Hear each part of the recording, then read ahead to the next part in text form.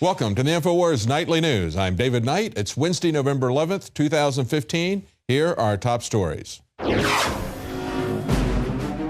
Tonight, Rand Paul is having a great night tonight. Rand Paul goes on the offensive and has his strongest performance yet at the GOP debate. The first thing I would do is I wouldn't arm our enemies. I wouldn't arm ISIS. That was the dumbest, most foolhardy notion, and most of the people up here supported it. Meanwhile, Jeb Bush panders to illegal immigrants. Then, a look inside the home of Ben Carson, a shrine to himself. Plus, an Army veteran faces felony charges for helping other veterans treat PTSD with cannabis.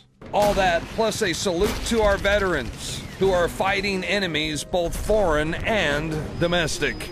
Now you need to get back here, get motivated, and get in the info war and do what you can to help us. That's up next on the INFOWARS Nightly News.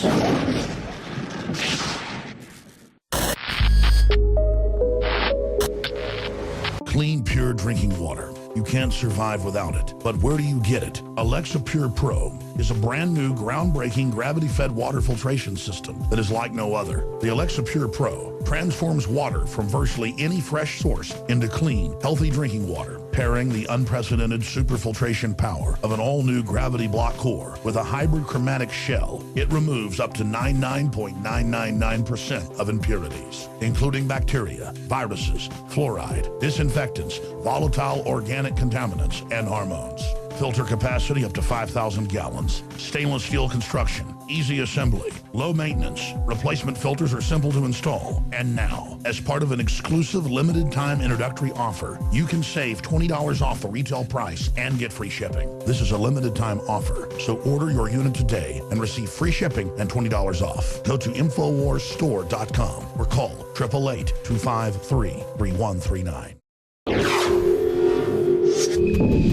Well, last night was the fourth GOP debate. We covered it live here with commentary on the Nightly News last night. Later in the show, we'll have some highlights from that debate.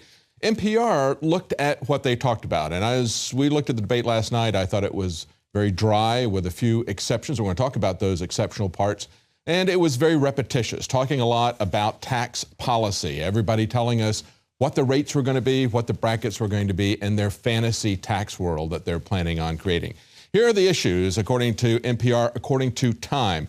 They talked about taxes, deficit, the budget, the debt, about 26 minutes. They spent 18 minutes on foreign policy, pushing war, and we're going to talk about what they said on this Veterans Day. They also talked for 14 minutes about bank bailouts, and then they talked about just under 10 minutes on politics and bios in terms of Clinton and Carson, what was revealed about that. I think it was interesting before we get into the main content of the big debate that had the 8 candidates. They had a JV debate. They had moved Chris Christie down to that, and I thought he had a very interesting, very revealing comment about where he is and where this country is in the JV debate. Now, touching on Veterans Day, he had this to say. Chris Christie said, when Hillary Clinton says there's not a scandal at the VA, it sends a hard message to veterans that she doesn't get it and she doesn't respect their service. Then he continued and said, and when the President of the United States doesn't back up law enforcement officers in uniform, he loses the moral authority to lead any man or woman who wears the uniform. You understand that? Now, I agree with what he says about the VA scandal. Certainly, the way the vets are treated is scandalous, and we're going to talk about that in the next segment. But when he talks about law enforcement as being the military, understand that's the way he was doing. He juxtaposed those two things together, and he talked about law enforcement as being all under the president. No, it's the military that's under the president. And we need to understand that because we have tolerated a standing military in violation of the intent and the letter of the Constitution, now these people like Chris Christie view law enforcement as a standing military under the command of the president. And that's the reality, isn't it? Nobody else seems to have noticed this or cared, but it concerns me a great deal when he talks about the president being the leader of law enforcement. We need to understand This is what they want. They want federalized control of law enforcement. They want law enforcement to be militarized. And all of these shootings, all this violence that is new to law enforcement in the last few years is being pushed by a federalization, a militarization of the police. And of course, people like Chris Christie are just fine with it. Now, many people believe, libertarians, conservatives, even liberals believe that Rand Paul won the debate last night. When you look at the online polls, Trump will finish at the top of virtually every poll, but of course he is very high in the general polls. People will support someone that they will say they won the debate if they support them. But Rand Paul, who's polling at about 3%, finishes very high in most of the polls. Of course, the Wall Street Journal went to look at an online poll run by Google to show that Rubio did really well. They wanted to push that. But even in the online polls like the Drudge Report, which is huge, Rand Paul came in a very strong third. Now, if we look at this article from The Week, they pointed out that it was Rand Paul who made the most persuasive case that he could win over voters who aren't committed conservative Republicans. They say he spent the first half of the debate trying to get voters to care about the Federal Reserve, about interest rates, but he started to make his mark when he jumped in to accuse Rubio of being insufficiently conservative. He started out with the questionable popular assertion that families shouldn't get tax credits to pay for child care, but turned that into a more winning argument that the U.S. spends too much on the military, more than 10 times all the countries below that on the list. And understand that those countries are countries like Russia and China and Germany and the UK and all these different countries. If you total up what they spend on defense spending, that is combined less than what we spend on defense spending. But of course, Rubio says that we have to rebuild the military.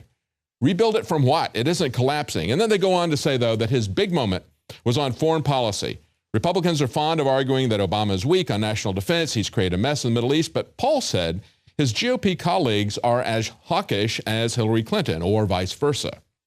That's not a new argument for Paul, but he followed it up with the potential consequences of a proposed no-fly zone that was popular on the debate stage. He said, Russia flies in that zone at the invitation of Iraq. I'm not saying it's a good thing, but you better know what you're getting into at least. So when you think it's going to be a good idea to have a no-fly zone over Iraq, realize that that means we are going to shoot down Russian planes. But as Rand Paul pointed out the folly of directly militarily confronting the Russians and shooting down their planes, the rest of the GOP, literally all the rest of the candidates on stage, as well as most of the audiences, reacted like this. Yeah, I guess I would call that debate last night the GOP strange love debate, or how I learned to stop worrying and love bombing Syria and confronting Russia. Look at what the presidential candidates say about the no-fly zone in Syria. The New York Times broke this down with some interesting graphics. Look at this top graphic here. You can see all the candidates who support a no-fly zone. And if you can't read all those faces, it's an overwhelming majority. And it is everybody in the Republican Party except for Rand Paul. The only candidates running from both parties combined that oppose it are O'Malley, Paul, and Sanders. It is absolutely insane what these guys are proposing. And Rand Paul is absolutely right that in order to enforce this, you are going to have to shoot down Russian planes who have been invited into Syria.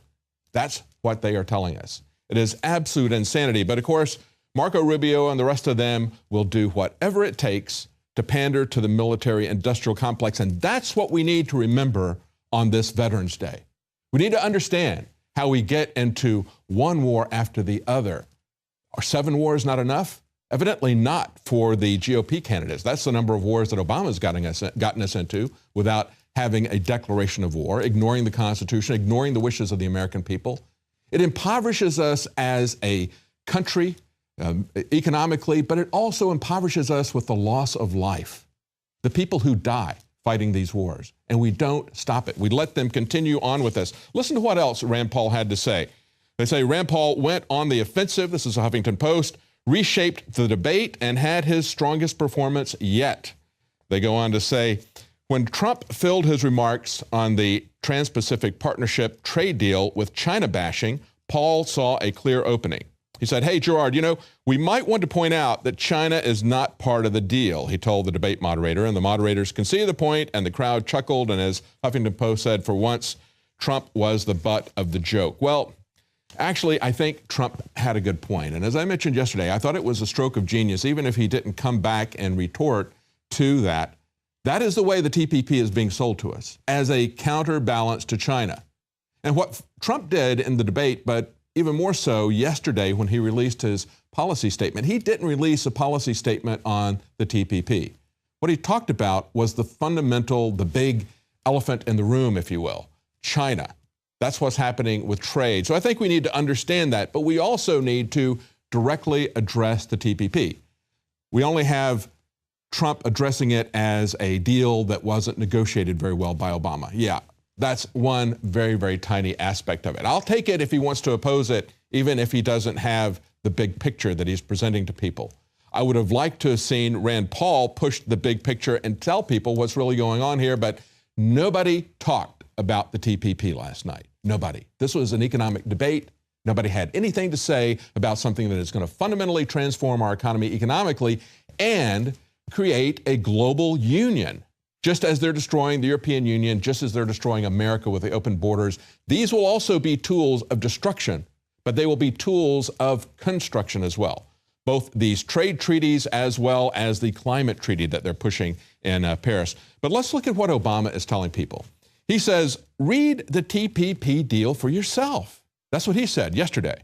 Obama, Tuesday morning, asked people to make their own judgment about the Trans-Pacific Partnership by reading it themselves online.